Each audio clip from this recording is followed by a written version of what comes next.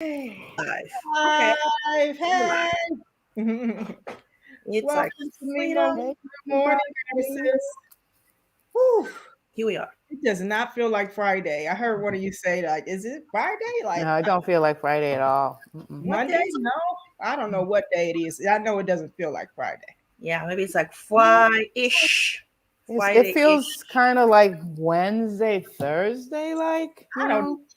Yes, I Even guess. Monday. even Monday. As Yeah. I said, it feels like a Yeah. Monday. What is this? What Why is don't we let's make it what we want it to be. make it create our own day? In What do we want Amsterdam, the day to be? What it'd would you be want the day to feel like? What would you want it to feel like? Friday. I want it to This feel might be our jam session now. What would like you a want like it I to want it to feel like a trampoline. Like Ooh, when you're bouncing on a trampoline, the big bounce, right? yes. So this is the big bounce. It's that like keeps coming boing, up? boing, boing, kapoing. This is Friday. That's your Friday. Ah, I'm gonna make it so. then Kapoing.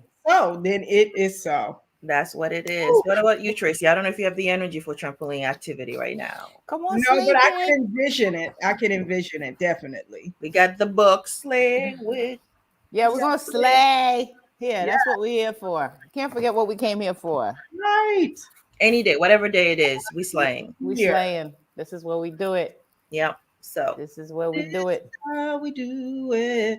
Okay, so let's start with the message from the Slave Bible today. yes. Okay. From the time we are born, we are bombarded with oxymoronic ideals of how Mm. we should act, how we should live, what we should do, and who we should be. We are told that we are individuals who are free to make our own decisions. Yet, we are taught to conform in every sense of the word. Think about it. The masses conform to the right neighborhood, the right schools, the right careers, the right religion, the right political party, the right whatever. Mhm. I could go on, but you get the gist. So many mixed messages. No wonder so many people are bewildered, struggling, and unhappy. Get up and go. Sit down. Shut up. A closed mouth don't get fed. Speak up. Follow your dreams. Get a good job. Keep your head to the sky. Keep your nose to the ground. The sky is the limit. Hard work pays off. The world is yours. Don't rock the boat. Let your voice be heard. Don't talk back. Do you, boo. Do what I tell you to do. And like good little boys and girls, we assimilate to these ideals and live in accordance with such beliefs. Anything outside of them are deemed as deviance or deviations. We despise and criminalize and penalize those deviants as outcasts, delinquents, criminals, and a whole list of other names I care not to mention. We Mm. think they are bad because they are unlike the so called normal people of society. They frequently end up being ostracized, imprisoned, or even homeless. It's our way or the highway. Then, in order to get governmental assistance, qualify for certain programs, or to get back into our good graces, they have to jump through hoops, bow down, and kiss ass. They must be obedient, work. They must be obedient, work hard, shut up, and listen, do the right things, act the right way, and live the right lifestyle. We judge and prejudge people without even knowing anything about them. We think there is something wrong with them. Really? Well, let me ask you, what's wrong with us? Where's the love? Where's the understanding and acceptance of others? Cultivation of authenticity. Hell, where is the freedom? It's Mm. Freedom Friday. So I just wanted to put it out there. Where is the freedom? And I ask these questions out of respect, love, and a desire for us to broaden our knowledge and understand, to broaden our knowledge, understanding, and acceptance of the beauty and diversity of all humanity. Because I am of the tribe that believes every person has value. Every person is here for a reason, and that reason is to live in accordance with whatever resonates within him or herself. So, where is the freedom, y'all? Where is the freedom? All right. Well, I'm glad you read that last part because the first part just pissed me off.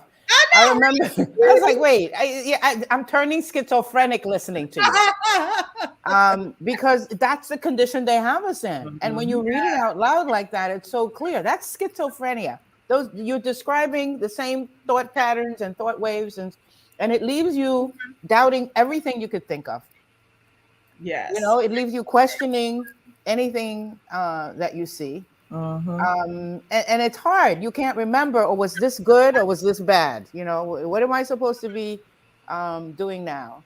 So it was a diagnostic, you know, a very tough pill to swallow, but I don't think there's anything that you read that we can't relate to in some kind of way. So it is quite upsetting that this is the world that we have to dance in.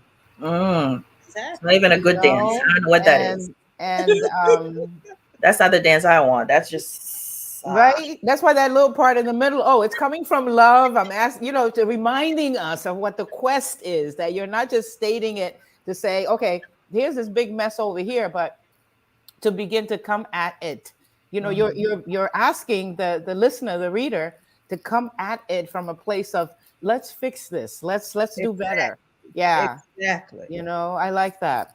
Exactly. I just can't answer you because nobody I'm can. still pissed off.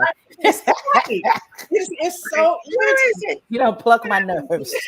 I don't pluck your nerves. But even writing it, it was like, it really is oxymoronic. It doesn't make sense in any angle that we're you know, they're coming at us. It's like, okay, well, we want you to be free to do this, this, and that. But the truth is, you don't want us to be free. You want us to do, you want us to what you want us to do. Right. But if you allow us to be free, truly free, I don't know. I don't think that's what you're really asking me for. No, and you know what? That's the part we have to remember, because you never, ever expect your abuser. Somebody has a history of abusing you. You never go to them for help. You never expect them to have the answer to your problems. I mean, we would have to question your wisdom. Exactly. If you seriously think that going to your abuser, the one who has shown nothing but abuse and abusive behavior, not just towards you, but that's just the way they are, and then you're going to go to them or follow their models, yes, you know, to fix problems that we've always had, that we're still having. So I think if we remember that's their objective, the objective of that outside energy, right, is to keep us in a space where we can be used at will.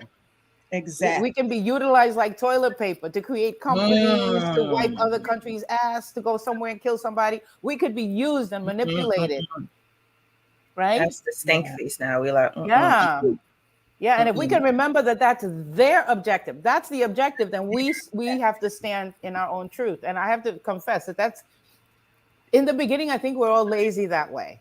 Yeah. I mean, it took me years to finally stand, because I was like, oh, it don't affect me. You know, I'm just going to do my job and do what I got to do. But you cannot participate out there without, in some small way, contributing to that nonsense. Because you're still a slave.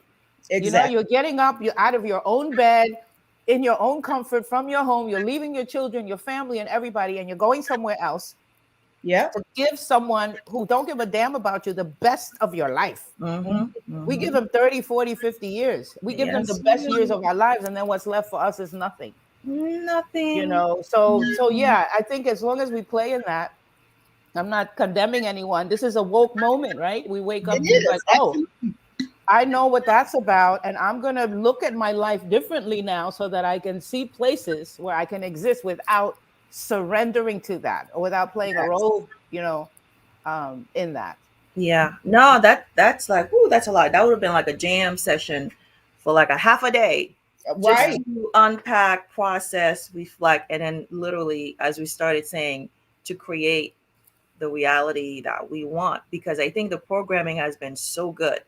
Because we talk about as if we were like when we were little girls and boys, the programming continues. It doesn't stop. 650 years. Yep, it's done so well that those, you know, more recently, I'm thinking a lot about both Harriet Tubman and Sojourner Truth, partly as women, as Black women who are also immigrant, where I'm just constantly saying, because we are treated differently, where I'm like, am I a woman in 2020? Am I? in this new era, am I not? Ain't I a woman? But also the idea that the spaces we in is the modern plantation. And some people don't realize that.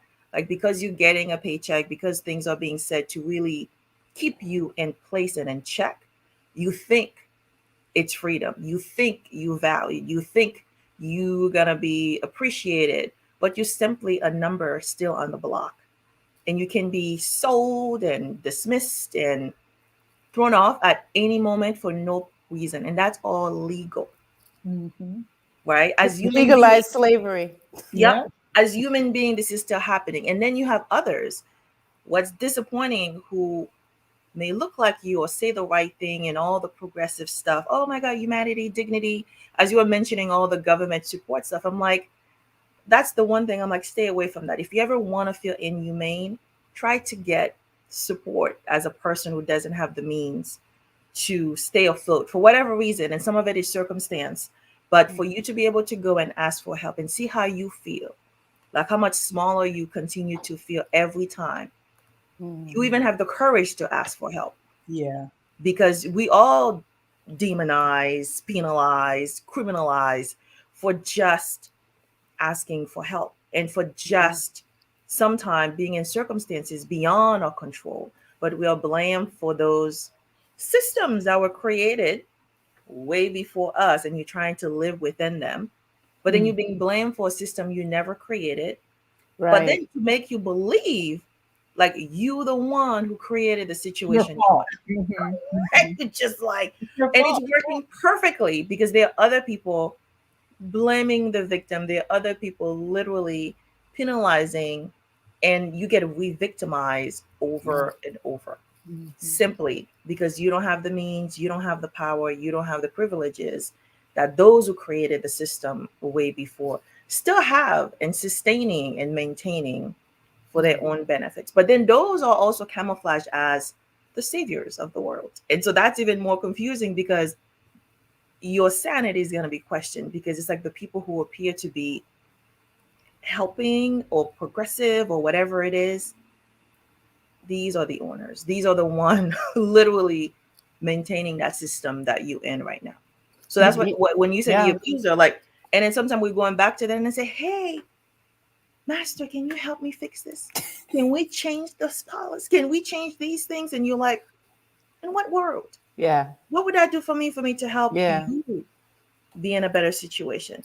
Now, there are some people who are like, you exaggerating. No, we have freedom.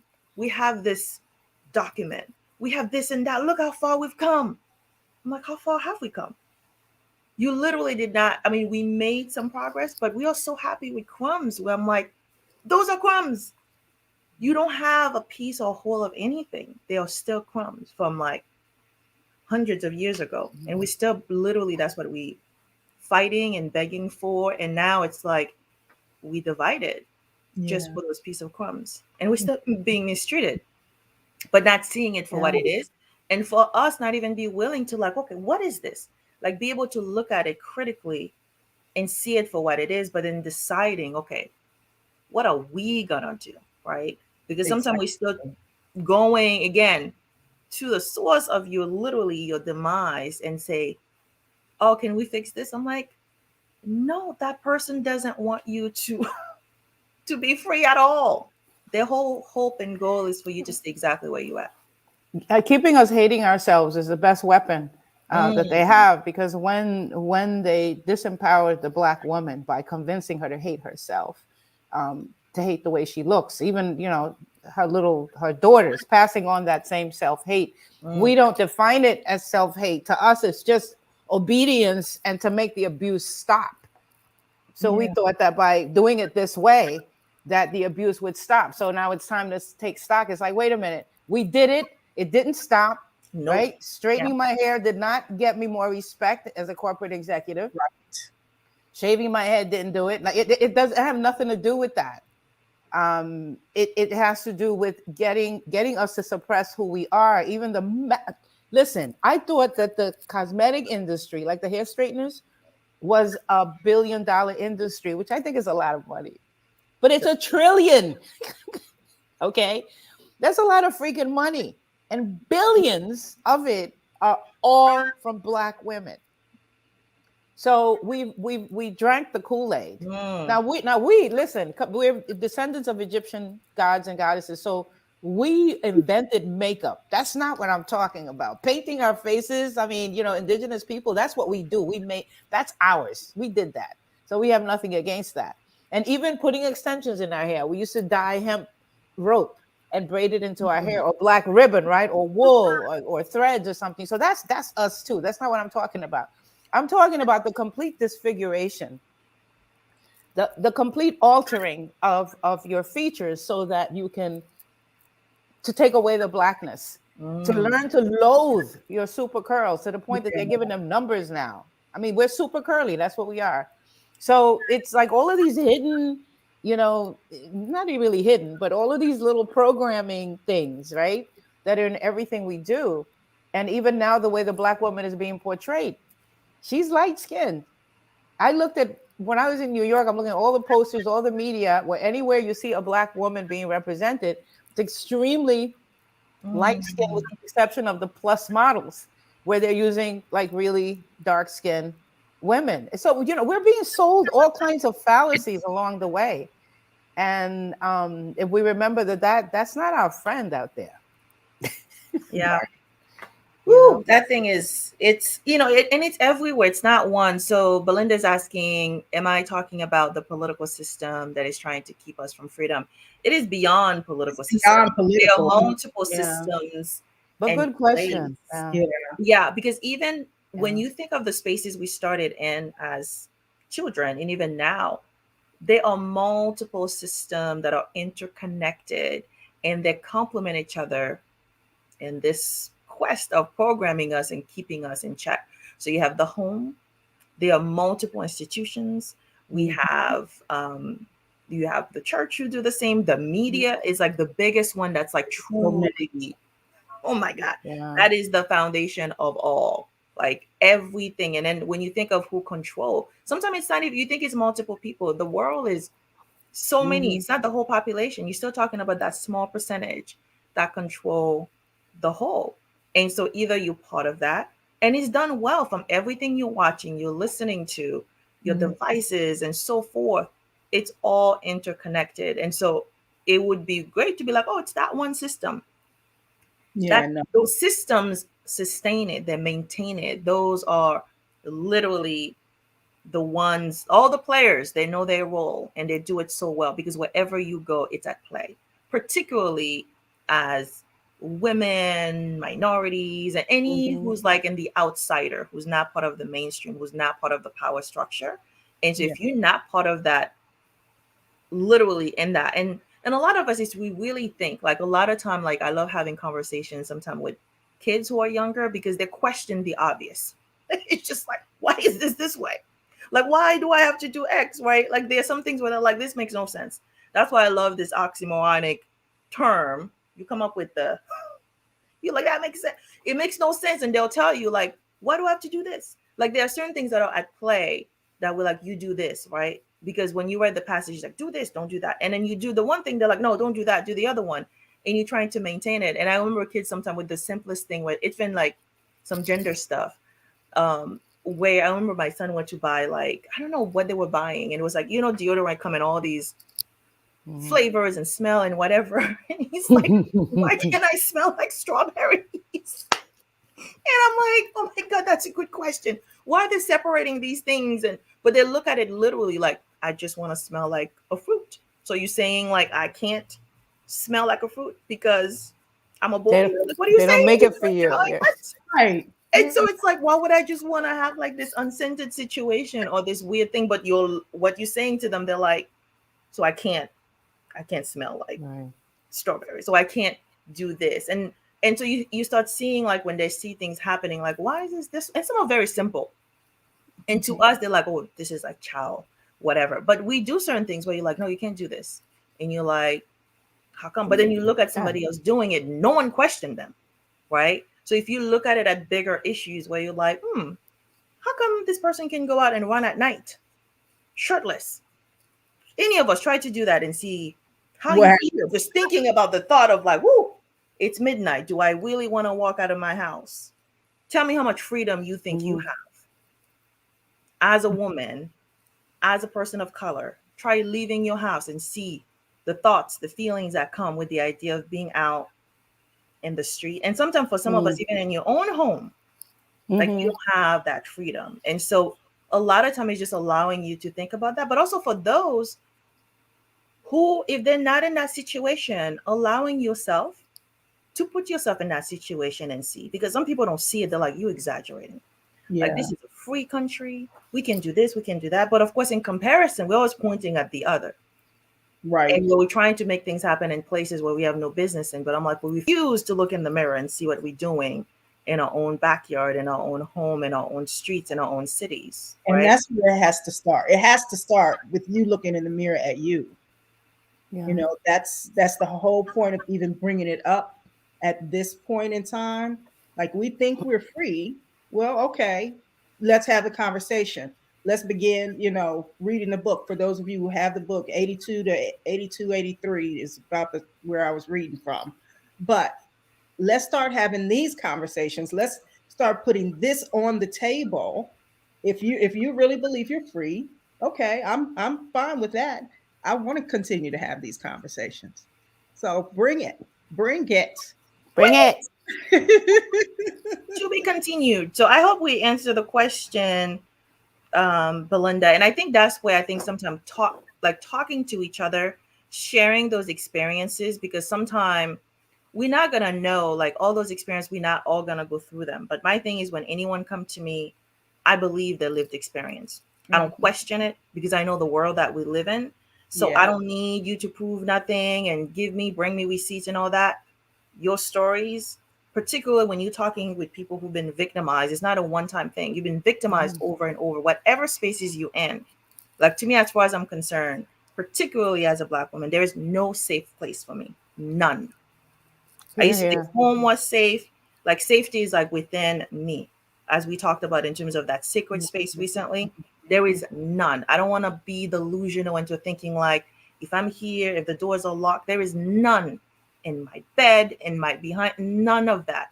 So that allows me to flow differently. That allow me to really think about my safety first, who and what's around me, and to think about me protecting me rescuing me when crazy happens, because they're always happening to us. And what do I have in place?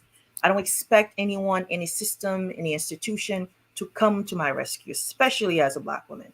Like, nobody's coming. That's the one thing I had to like grab. Nobody is coming. No one.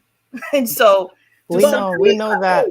But we are here. We're here for each other. Yeah, exactly. And it's a very, very it's one of the peculiarities that I had shared with you, Tracy, about us as Black women. This is a very culture specific, you know, this type of having the shared abuser, you know, with that same root.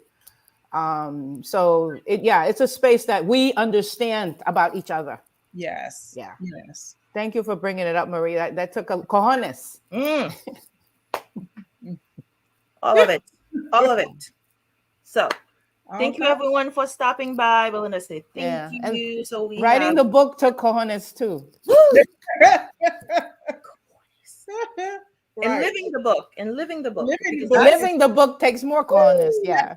That's right. Because it's not, because a lot of people do those things. Like, you know, I tell people, I come from a nonprofit background. Like, I've been in those spaces where, you know, we're doing good. We see people doing good, but sometimes it's like we also have to take the blinders off with certain things and be willing to look at the system, because sometimes we just like, oh, it's not there, or because great things are happening in certain spaces, so then we forget there are others who are still dealing with the abuser, colonizer. And again, that's why I think each one of us finding a way, some kind of outlet to be able to process that, express that, reflect on that.